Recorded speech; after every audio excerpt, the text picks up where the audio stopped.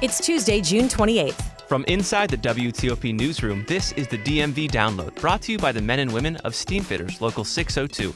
Get an estimate and learn more at steamfitters-602.org. Today, we spent the entire episode with Fairfax County's top prosecutor, Commonwealth's attorney Steve Descano, and it's a little bit of a longer conversation. He tells us his take on the likelihood Virginia's abortion laws change and how he plans to navigate that in the courtroom. I know a lot of people are scared. That's why I wanted to make the pledge early, trying to get other Commonwealth attorneys, other people to make the same pledge. But I think we're in a situation that a year from today, there's going to be an abortion ban in Virginia. And in the second portion of our podcast, Descano tells us how the county's handling a backlog of cases, the increasing number of carjackings, and how the defamation case between Johnny Depp and Amber Heard really jolted his daily life at the courthouse. I knew that I was going to deal with a lot of wild stuff as Commonwealth's attorney. I never expected that I was going to look outside my window and I was going to see a boat. I was going to see people dressed up like pirates and alpacas coming to the courthouse, because that happened every single day. Thanks for joining us. I'm Megan Cloherty. And I'm Luke Garrett. In the new political landscape that we're living in, all eyes are on the justice system after the Supreme Court's recent decision to allow states to decide whether to let women get abortions. Changing laws and political pressure make for an especially challenging situation for local prosecutors. Steve Descano is the Commonwealth's attorney for Fairfax County, and he's got a lot more on his plate than just the latest decision from the High Court. He joins us now in person. Thank you for coming in. We appreciate it. Thank you for having me. I'm looking forward to it. Let's just start with your reaction to the justice's ruling on Roe v. Wade. Last week, you wrote an op-ed saying you would never prosecute a woman for having an abortion or being suspected of seeking one. Given that you work and live in Virginia, what is your take on the ruling? Oh, my goodness. How many thoughts do I have on this ruling? Yeah. Quite a few. First of all, at its fundamental level, it is, quite frankly, I think it's a shame. It's the first time we've seen the Supreme Court take away a right that had been enshrined before. And I just feel terrible for everybody in this country who this is going to affect. And I think about my 10-year-old daughter and the world that she's going to grow up in now, and just how it really has taken a whole group of our community and made them second-class citizens. But from a more practical perspective, you mentioned my declaration to never prosecute a woman for making her own healthcare decision. That's something that I stand by. When we think about what enforcement of an abortion ban is going to look like, it's ugly stuff. It really is. I mean, we are talking about an Orwellian dragnet. We're going to have officers with search warrants getting into women's text messages, their emails. Anytime somebody has a miscarriage, they're going to be going through their trash looking for alcohol or drugs. They're going to be pulling in their intimates to interrogate them. I think that's horrible and traumatic. So I want to incentivize our law enforcement agencies to never do that. Yeah. That's why I said I'm never going to prosecute these cases, because I don't want women to go through that trauma. And unfortunately, in Virginia, we have a governor, we have an attorney general who I think are zealots on this issue. They've already talked about openly how they're going to try to push for an abortion ban. And I think they're going to push as hard as they can push. And it's really up to elected officials at every level who care about this issue to throw their hands out, do whatever they can, and try to stop it. That's what I'm doing. Right. And just today, Virginia State Senator Stephen Newman told WTOP that there's a good chance, he thinks there's a really good chance that a ban on abortions after 15 weeks will get through the legislature. I think that a 15-week bill is something that will not be easy to get through the legislature, but something that I think we have a good chance of getting done. How likely do you think that is in Virginia? I think it's very likely, unfortunately. We take a look at what the political climate is right now. In Virginia, Republicans have the executive, they have the House of Delegates, and Democrats have the state Senate by one vote. But we know we have at least one Democratic state senator that considers himself pro-life, meaning that it's very likely that he could vote in the next General Assembly session for some ban on abortion. So I know a lot of people are scared. I've heard from people in Fairfax County. Quite frankly, I've heard from people all across Virginia who are scared of this. That's why I wanted to make the pledge early, trying to get other Commonwealth attorneys, other people to make the same pledge, because I do think this is going to happen. And it didn't happen today, but I think we're in a situation that a year from today, there's going to be an abortion ban in Virginia. And in your New York Times op-ed, you said that prosecutors are the last line. What does that really mean for some of us who maybe aren't so familiar with the legal system? What does that last line look like? Well, the last line of defense really is about prosecutors using their discretion. If you think about it, a prosecutor's job is to use discretion and to do justice and keep the community safe. So that last line of defense really means, as prosecutors, saying, hey, we are not going to go forward with these cases. From a criminal justice system standpoint, we are not going to get involved with a woman's private decisions. I will tell you, it is a last line of defense to keep people from being criminalized. It's not a panacea. It's not a cure-all. It's really harm reduction. But everybody needs to step up on this issue and, be the first, be the last, be any line of defense on this, because it's so important. And forgive me for my naive question, but is your job on the line here for this? I mean, are the prosecutors who decide not to prosecute, are you going to find any repercussions for that? Well, of course, I'll get repercussions for that. That is the nature of the business. But look, at the end of the day, this is about public service and doing the right thing. And I know that I hear from people every day who are sick and tired of elected officials of both parties talking a good game, but not stepping up and actually doing it. So we would need to expect our elected officials to take these kinds of risks. And at the end of the day, if I have repercussions, if I lose my job because of this, get voted out, that's fine, because I know that I'm doing what's right for my community in accord with my community values. Moving now to another example of the feds kind of weighing in on a local case and how this has all played out, the Bijan Ghaisar killing. When you took office 2 years ago, it was one of the biggest cases at the time, the federal case against the U.S. Park Police officers, Maya and Vineyard, who a grand jury indicted in the killing of Bijan Ghaisar. Can you remind us of that case, and for some reason, if people don't really know the details, because it was a little while ago now, and where we're taking it? Because I know there was a reaction after the judge decided not to hold them responsible, essentially, that he was saying that, they were acting within their duty. Yes? Yeah, Okay. I'm happy to talk about this case because it really, it's a case that I care a lot about. I've grown pretty close to Bijan's family, Kelly and James, his parents in particular. And this is something that's really affected our community. And it really is, in my view, quite a shame. So the little bit of background on it is, I believe in 2017, Bijan Ghaisar, he was a motorist on the GW Parkway in Fairfax County. After a traffic stop, 2 park police officers shot him, I believe 10 times, shot him and killed him. The Department of Justice, because they were federal agents, they took the lead doing an investigation. The FBI investigated. They investigated for about 2 years looking for federal charges. Mm-hmm. Trump's DOJ declined federal charges. Once they declined federal charges, because it happened in Fairfax County, I took the case, did my own investigation, impaneled a special grand jury, and we were able to get indictments on both of these park police officers on manslaughter charges. Mm-hmm. Because they were federal agents, they were able to remove the case to federal court, where they argued that they had immunity from state prosecution. The federal judge initially agreed with them, which I shake my head at. Well, it was such an obscure thing to pull to start with. I mean, we all had to look it up. Like, what is this thing? It was, I got to be honest, it is an issue that doesn't have a lot of jurisprudence around it. It was ripe for moving forward in this path. Mm-hmm. But the judge at the district level said, hey, quite frankly, I was very disappointed in this ruling for a number of reasons. And I didn't think the facts supported that they should have immunity. Our theory of the case was that they went outside of what was necessary and proper, outside of the scope of their job. Then Attorney General Mark Herring agreed with me. So me and our then Virginia Attorney General, we appealed this up to the Fourth Circuit. We felt very good about this appeal. We thought we were on strong legal ground, and the briefs were written. We were ready to go. And out of nowhere, the change of the guard at the Attorney General's office, Jason Miyares, came in and, quite frankly, without really talking to my office, even though we tried multiple times, without really having what I would think would be fulsome conversations with the family, on a Friday afternoon, pulled the appeal.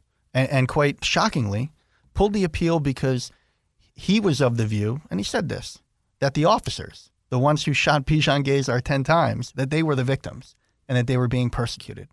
And because the Virginia Attorney General pulled that appeal, the Virginia case is basically dead. Mm-hmm. We tried and we pushed. We wanted to get it back to federal DOJ. They're not going forward with it either. So right now, because of Jason Miyares' decision, there's going to be no criminal consequences for these two federal officers. It just is something that, I mean, we've covered it for so long. It felt like it had all this momentum, and then even just to see how it would play out. Right. And then it just went away on a Friday. I mean, I wanted to get your take on that. Did it just feel like, wait, what? Yeah. I mean, you want to talk about having the rug pulled out from under you. This is a case that we have been working for 2 years. Not that that's the most important part of it, but just to give an idea of how much work went into this. We didn't rush into anything. We felt very comfortable and confident about where we were going. We had worked with the Attorney General, the Virginia AG, from the beginning because we knew that it was very likely it was going to end up in appeals court. Mm-hmm. So we were ready. The community saw this for what it was. The grand jury saw this for what it was. And, quite frankly, for political reasons in my mind, the Virginia Attorney General, Jason Miyares, didn't see this case for what it was. And I think it's political in the sense of how he didn't communicate with us. I think it's political in the sense of what his statement was when he did this action, when he did it Friday at 5:30, my goodness. And just how he talks about police accountability, quite frankly, the lack of police accountability in the way that he thinks the criminal justice system should work. In my mind, this was a political decision. Mm.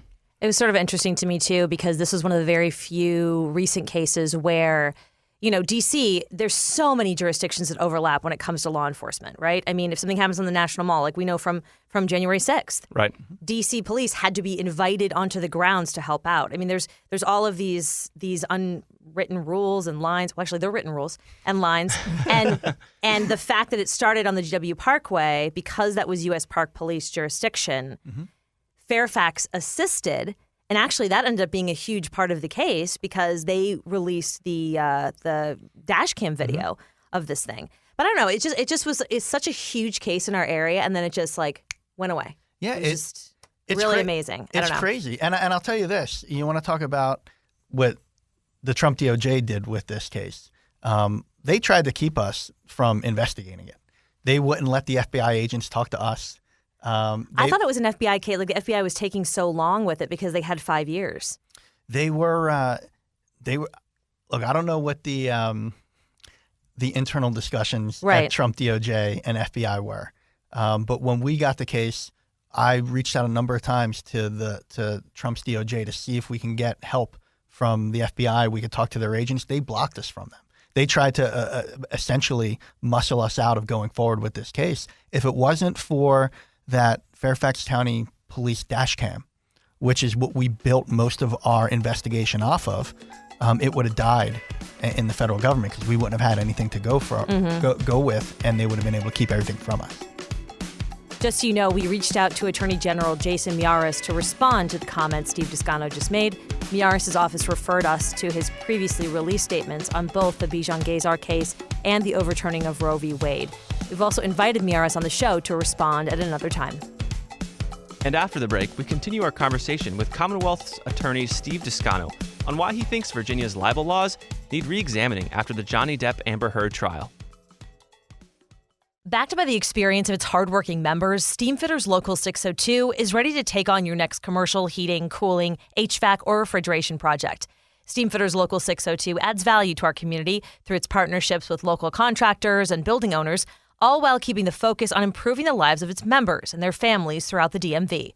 For work that's on time and on budget, go to steamfitters-602.org to schedule your next project. That's steamfitters-602.org. Steamfitters Local 602. Changing lives. Thanks for listening to the DMV Download. If you like the podcast, head to our show page, give us a rating, and leave a review. We read all of them and use the suggestions to improve this show that we're so proud of.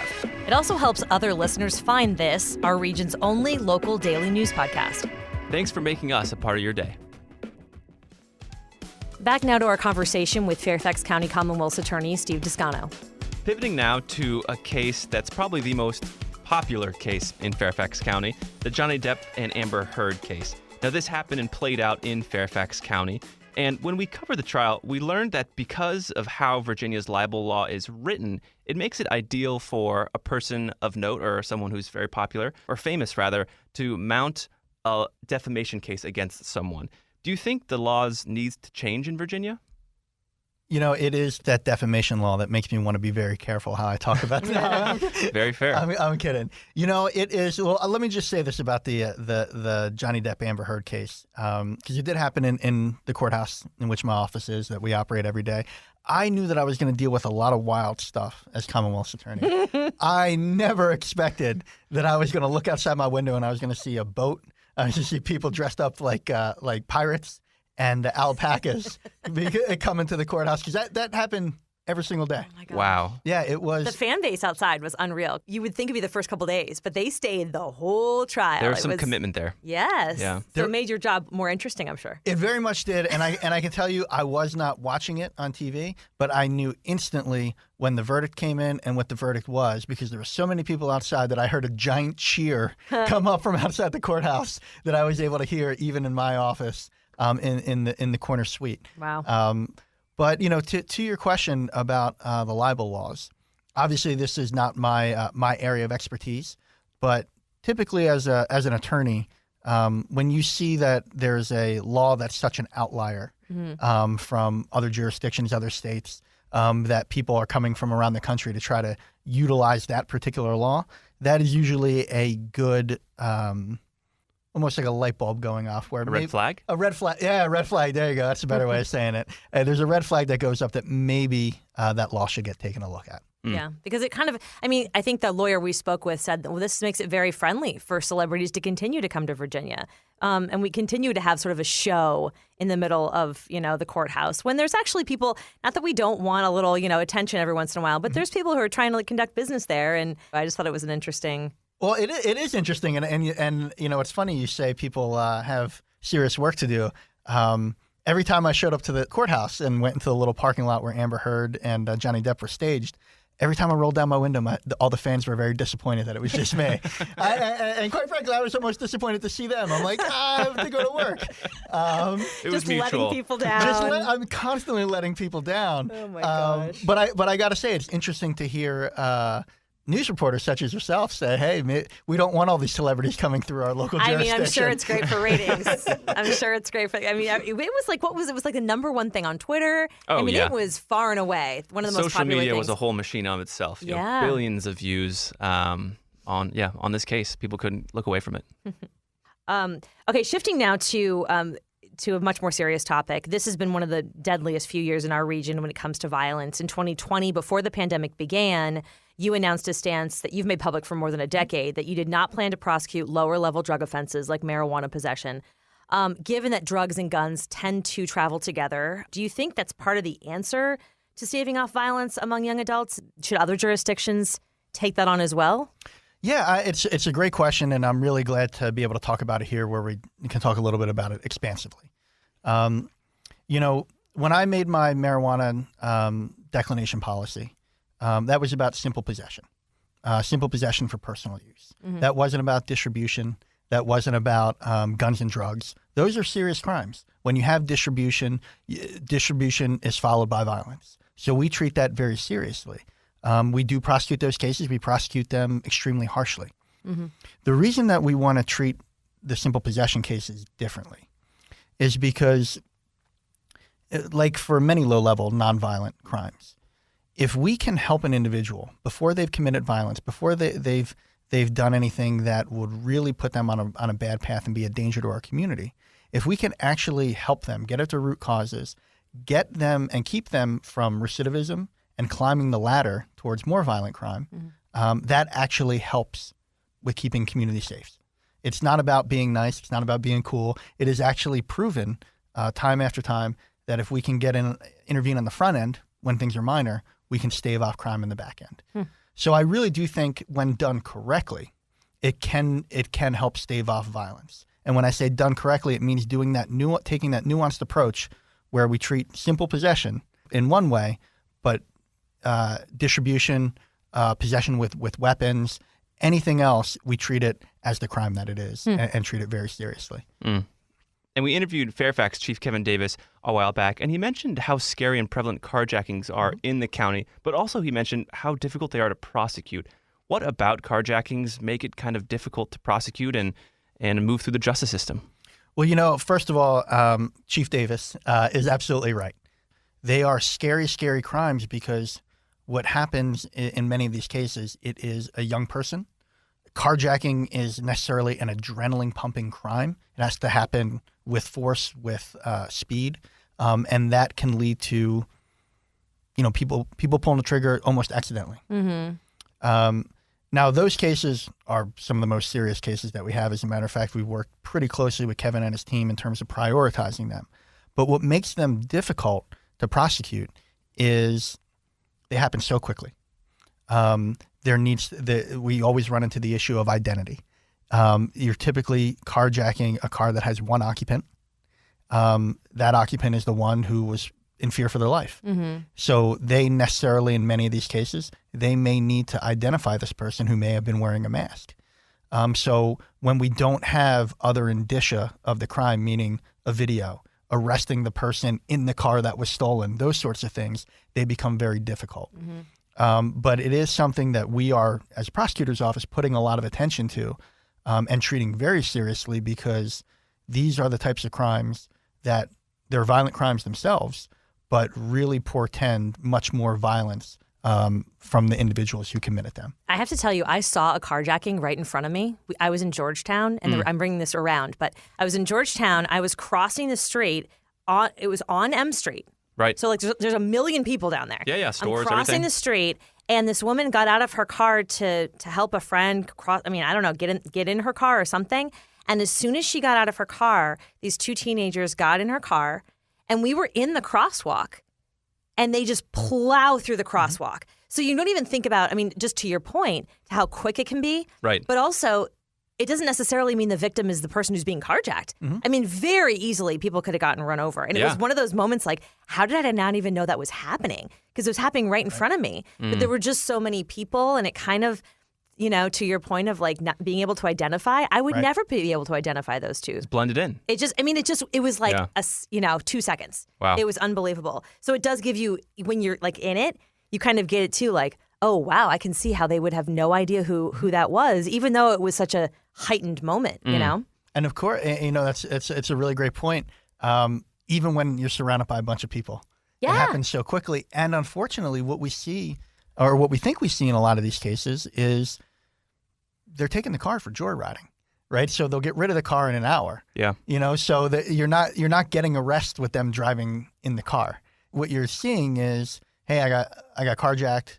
Oh yeah, we found your car like 5 miles away. Right. So it is very difficult to prosecute, because it's difficult to catch the person who did it on the front end. We can only prosecute when arrests are made. Yeah. And I know that by the nature of these crimes, it's a real struggle for police to find who did it. And then if they do find who did it, us finding witnesses who can actually testify and identify a person. Mm. And throughout this conversation, we've been talking about, the justice system, and there is a notable mountain of backlog of cases that have been building ever since the pandemic started, and got in the way of judicial actions and works. So, where is Fairfax County kind of in this backlog? Are you guys close to kind of getting that mountain down to a mound, or where are you all in that process? I wish I could just definitively say yes. The backlog, as you note, is years of work that didn't get done because we weren't able to have any trials. The courthouse was shut down for trial work for a good period of time. I would say that we will probably get done with the backlog of cases somewhere in the next 8 to 12 months. I wish we were done with it, but the fact of the matter is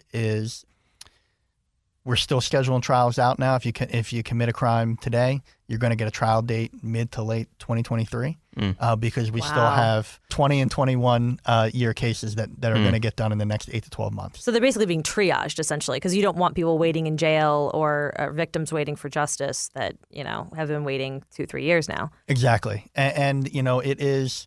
We did make a focus that we were putting our most serious crimes, we were scheduling them early. Yeah.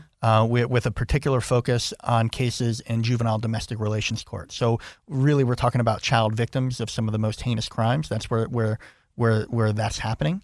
But yeah, you're absolutely right. We don't want we don't want cases to get old. We don't want them to disappear. Quite frankly, one of the big things that I did when I took office was I noticed that under the old system, the way things were run, cases were disposed of, quote unquote, because victims got tired of waiting. Oh, wow. And witnesses would stop showing up because under the old system, what would happen is cases would pass from prosecutor to prosecutor. If it was a hard case, they would just continue it out, and eventually the witness would get tired. I changed the entire structure of our office. We have a team approach now where people are specialized and that you're not passing off cases so that we are getting victims services quicker. We're getting to their cases quicker because the last thing that we want is a victim to feel that the justice system failed them simply because their case never got heard. What do you think is the biggest case on your horizon right now? Oh, my goodness. The biggest case on the horizon right now, that is a tough question to answer. There have been some notable cases. The homicide of the 2 Army doctors is a big case for us. That's a case that we're putting a lot of resources onto because it's particularly heinous, particularly shocks the conscience of the community. But I'll say that another big case for us, even though nobody was hurt, is the Tyson shooting at the mall from last week. Look, I need to be clear. I shouldn't have to say this, but I'll be clear and say it. You cannot come into Fairfax County and shoot a place up and think you're going to get away with it, or think you're going to get away with it with a slap on the wrist. As soon as that shooting happened, me and my team were on the phone with police. We were looking at charges. Thank God nobody was hurt.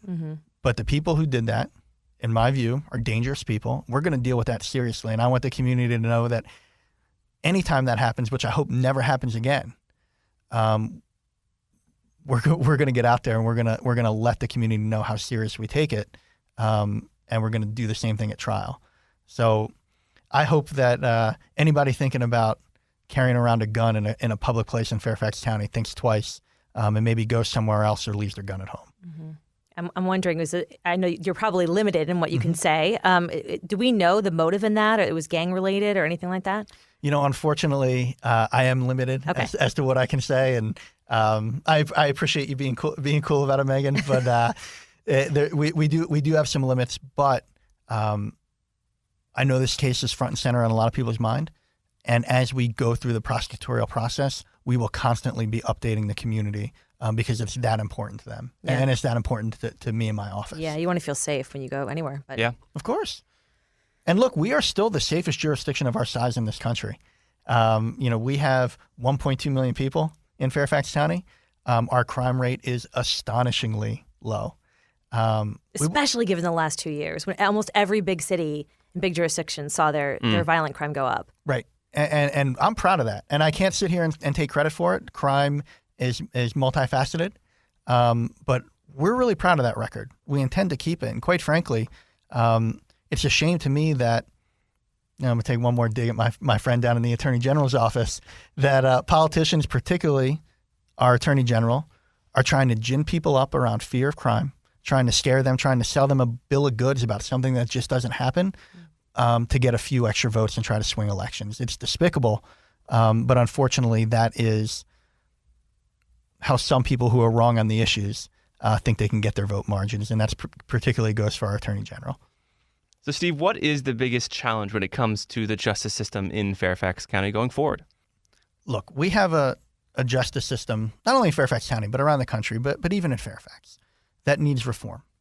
It got stuck in the old way of doing business. You think about a prosecutor's office. Before me, there were 2 prosecutors for 50-some years. They had been in the office for decades. Nothing had really changed, and that's bad for our community. But we're making tremendous progress. But the biggest hurdle to that progress is that it's hard to explain, where it is very easy to scare people away from it. It's very easy to take a look at a tragedy and weaponize a victim's pain for political gain. It's very difficult to get the same level of eyeballs on, here are 100 people who have a father in their life, and that father is working a job, starting a business, doing great things, and not committing crimes. That's hard to explain. A study that's 10 years of data, it's hard to explain. Right, dry. It's dry. Yeah. You know, look, I think I'm charismatic, but I'm not that charismatic. I don't know if anybody is. But it's really easy to scare people. It is really easy to lie to them.